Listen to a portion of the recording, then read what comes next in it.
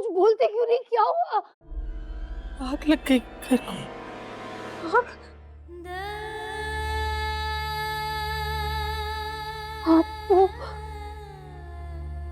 वो इवेंट से निकल कर यहाँ माँ पापा की मदद करने आए थे। क्या हो गया? बेटा ऊपर वाले का चमत्कार देख, इतनी भयंकर आग लगी उसमें देव साहब अपनी जान पे खेल के अंदर गए और माँ मिलापने की मूर्ति को अपने हाथों से उठा के बाहर लेकर आ गए। तो बेटा हमारा मंदिर भी बच गया और माँ मिलापने की मूर्ति पे आंच भी नहीं आई।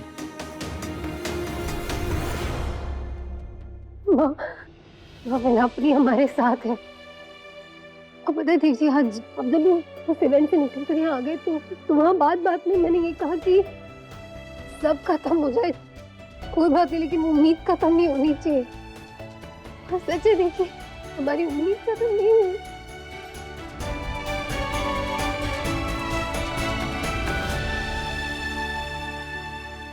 एक बिजनेसमैन और एक इंडस्ट्रियलिस्ट, इन दोनों में यही तो फर्क होता है। एक बिजनेसमैन सिर्फ पैसे कमाना जानता है, लेकिन एक इंडस्ट्रियलिस्ट अपॉर्चुनिटीज बनाने वाले लोग कमाते हैं। यही देव जी के एथिक्स, देव जी के मोरल्स इंदौर के कई सारे बिजनेसमैन और एंटरप्रेन्योर्स ने फॉलो किए और आज उनका बिजनेस ऊंचाइयां छू रहा है। देव सर को कोई जरूरी काम आ गया होगा, इसीलिए वो चले गए। एक पॉइंट के लिए तो मैं भी डर गया था कि अब क्या करूं, लेकिन फिर विधि मैम ने क्या संभाला है मैम, इसीलिए तो मैं यहाँ आया हूं। जब विधि मैम आ जाएंगी तो प्लीज आप उन्हें ये सर्टिफिकेट दे दीजिएगा और ये छोटा सा गिफ्ट हमारी तरफ से, एंड दिस चेक।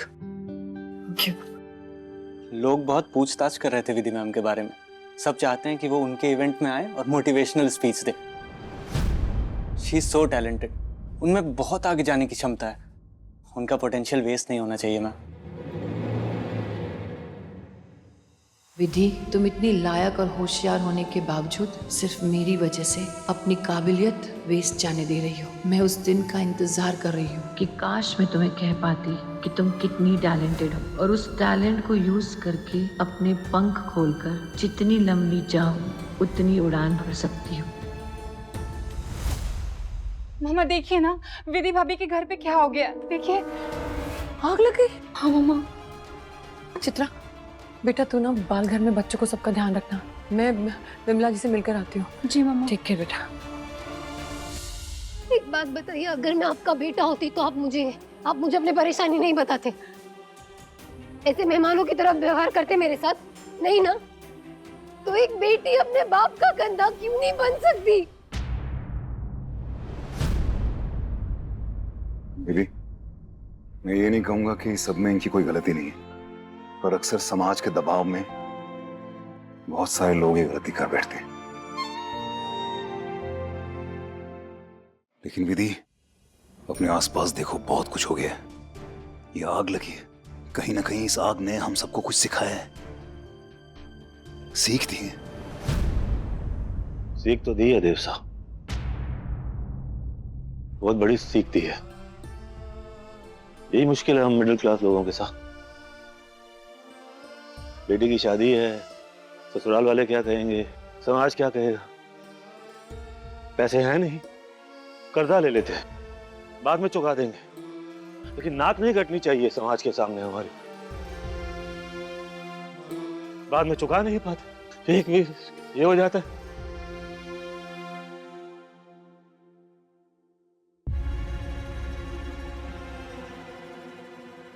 मैं जानती थी कि आप मर जाएंगी, लेकिन ना इस लॉकअप का खाना नहीं खाएंगी, इसीलिए चली आई मैं आपको देखने के लिए, और आते आते घर का खाना भी ले आई।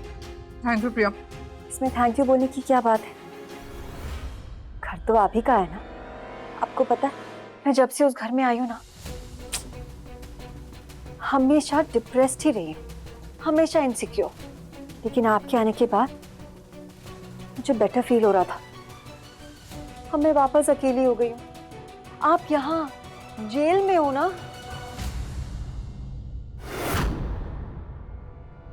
मुझे पता है मैं जेल में हूँ। लॉयर से बात हुई? क्या बोला उसने? कब तक होगी मेरी बेल?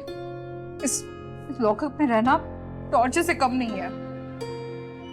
और यहाँ के लोग कैसे टॉर्चर कर रहे हैं मुझे, बार बार मुझ पे दबाव डाल रहे, प्रेशर किए जा रहे हैं कि मैं अपने गुनाह कबूल कर लूं।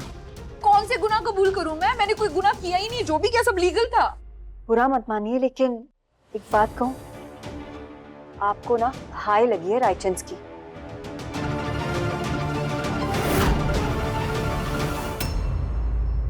अरे प्रसाद जी, आपने ये सब हमारे साथ शेयर क्यों नहीं किया? आपको पता है, आपने अपनी बेटी को बहुत अच्छी तरह समझाया है कि वो शादी करके जब दूसरे घर में जाएगी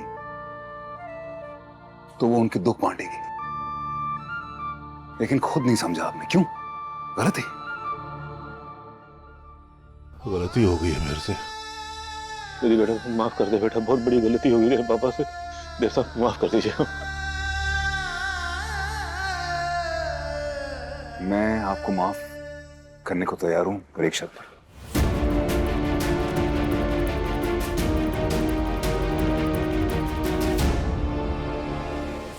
कैसी शर्त? हरि प्रसाद जी, विधि को मेरी मां अपनी बेटी मानती है। मैं जानता हूं आपके और मेरे बीच में उम्र का ज्यादा फासला नहीं है, पर रिश्ते में तो मैं आपका बेटा हो सकता हूं।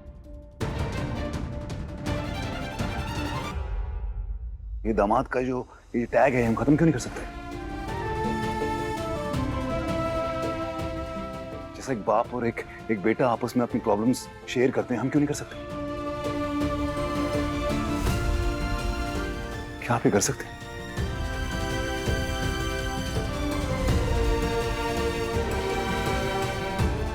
खुश रहिए देव साहब। ओ खुश रहिए बेटा।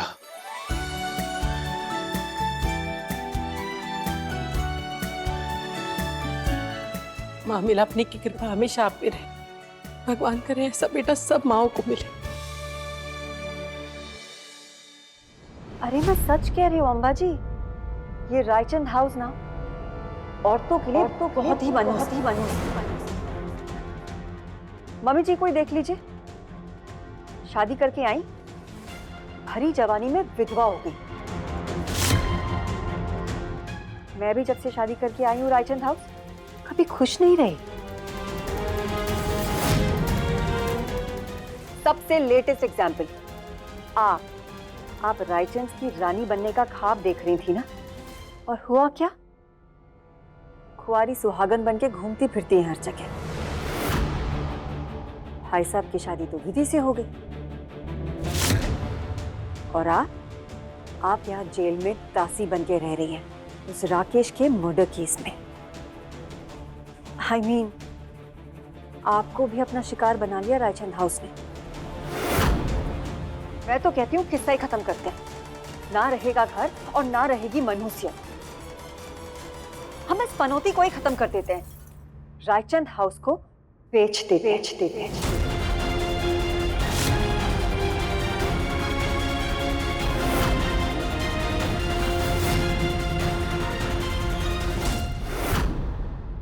चलिए, अब जो मैं आपका बेटा बन चुका हूं तो सफाई अभियान शुरू करें। हाँ।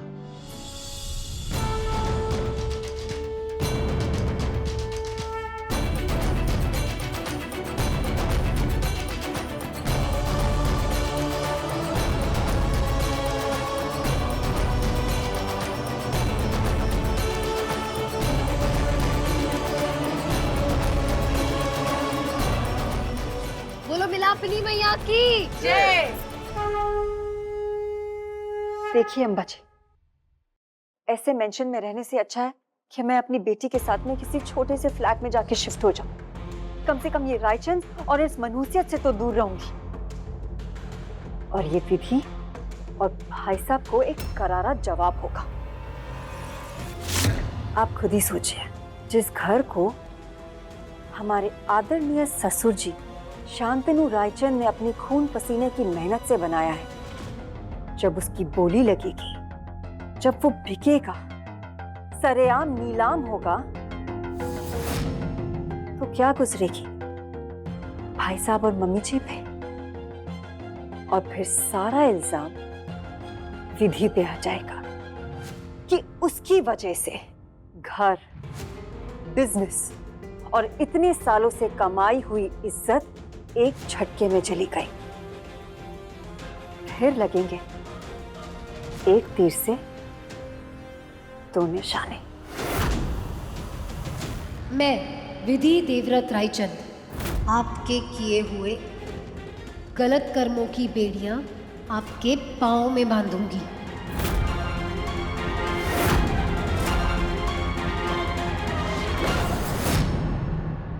देव, माँ, मम्मी जी, अरे नमस्ते समधन जी। नमस्ते विमला जी। ये सब कुछ जल गया। ऐसा मत कहिए विमला जी। ये मत सोचिए कि इस आग ने आपसे क्या छीन लिया। यही कहूंगी कि इस आग ने आपको क्या दिया। आपको बेटे जैसा दामाद दिया है जो आपकी परेशानी में आपके साथ है। और आज जो विधि ने देव के लिए किया है ना, वो भुला नहीं जा सकता। इसी को तो परिवार कहते हैं ना, जो एक दूसरे के हित के लिए एक दूसरे के साथ रहे। हवन की अग्नि ने देव और विधि को एक किया है। और मैं तो सिर्फ यही कहूंगी कि इस अग्नि ने हम दो परिवारों को एक किया है।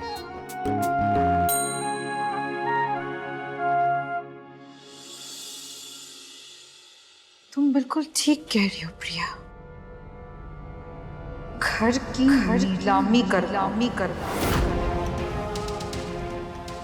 और ये खबर शहर के हर अखबार में छपनी चाहिए। लेकिन उसके लिए मुझे यहाँ से जल्द बाहर निकलना होगा। उसकी फिक्र आप मत करिए, मैं हूं ना। मैं कल ही जाके लॉयर से बात करती हूँ और आपकी बेल का इंतजाम कराती हूँ। लेकिन वो घर की नीलामी के लिए पक्का बायर्स को बुला लो ना। बुला अर्श से फर्श पर लाने की बात की थी ना आपने, लेकिन देखिए आप इस तरह फंस जाएंगी कि दोबारा कभी खुला आसमान नहीं देख पाएंगी। मुझे जेल भेजने की बहुत बड़ी कीमत चुकानी होगी रायचंद को। उनका घर उनकी आंखों के सामने नीलाम होगा और वो लोग खड़े खड़े बस देखते रहेंगे, कुछ नहीं कर पाएंगे।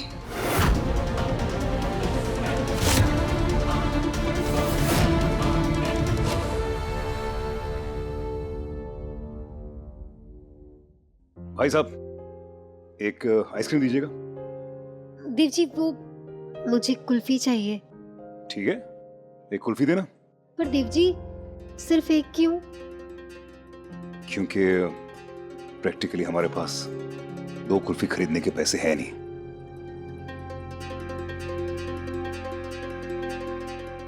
सॉरी। अरे मजाक कर रहा हूं, तुम तो रोने लगे। मजाक कर रहा हूं। हमको 2 कुल्फियां क्यों खानी जब हम एक हैं, हमारे गोल एक हैं, हमारे अचीवमेंट्स एक हैं। वो जब एक कुल्फी खाएंगे तो मुझे थोड़ा रोमांस को भी मौका मिलेगा। तो मुझे मौका दो ना थोड़ा सा यार तुम। Thank you.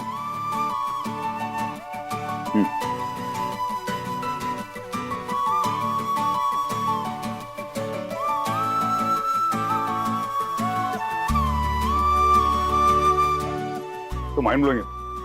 आज से आइसक्रीम बंद, सिर्फ कुल्फी।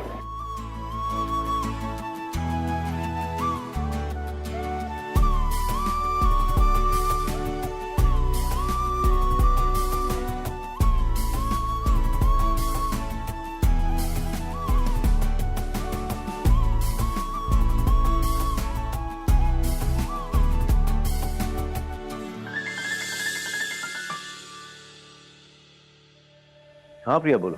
कंग्रेचुलेशंस योगेश भैया, हमारा प्लान सक्सेसफुल हो गया है। अब्बा घर बेचने के लिए राजी हो गई हैं। Awesome, congratulations. अब आगे जैसे मैंने कहा ठीक वैसे ही करना, और याद रहे मेरा नाम बाहर नहीं आना चाहिए। कैसी बातें कर रहे हैं भैया, आपने मेरी इतनी हेल्प करी, मैं आपका नाम बाहर नहीं आने दूंगी, आई प्रॉमिस। बाय।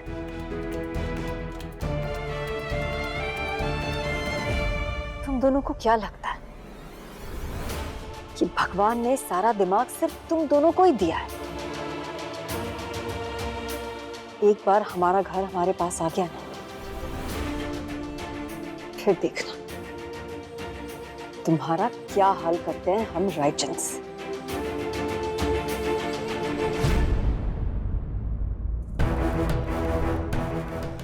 मेरे साथ खेल खेलोगे ना तो छोड़ूंगी नहीं तुम्हें, बर्बाद कर दूंगी, इतना कि मरने की भीख मांगोगे मुझसे। चलो निकलो यहां से। अंबा मेहता, मुझे जलील करके तुमने ठीक नहीं किया। अब देखती जाओ मुझसे पंगा लेने की कितनी भारी कीमत चुकानी पड़ती है तुम्हें।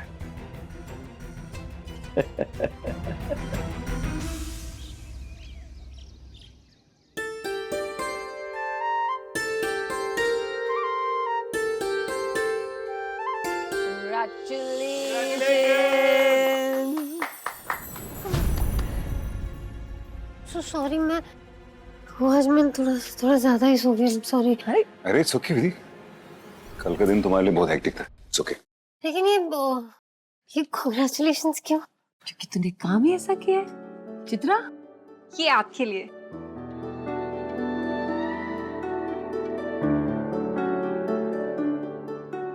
अविरूप आया था कल, तुम लोग घर में नहीं थे तो मैंने ले लिया। ये सर्टिफिकेट्स, चेक और ये चॉकलेट का डब्बा देखी गया और बहुत तारीफ कर रहा था तुम्हारे स्पीच की, तुम्हारे कॉन्फिडेंस की। तुम जानती हो एक माँ को कितना गर्व महसूस होता है जब उसके बच्चे की कोई तारीफ करता है। God bless you। मैं तुम्हें कुछ गिफ्ट देना चाहती थी लेकिन मेरे पास कुछ है नहीं, तो मैंने अपने हाथों से केक बनाया तुम्हारे लिए। अब ऐसा क्यों कह रही है? आपके हाथों से बना ये केक प्राइसलेस है, इससे स्पेशल कोई और गिफ्ट हो ही नहीं सकता। अच्छा तो जल्दी से मुंह खोलो।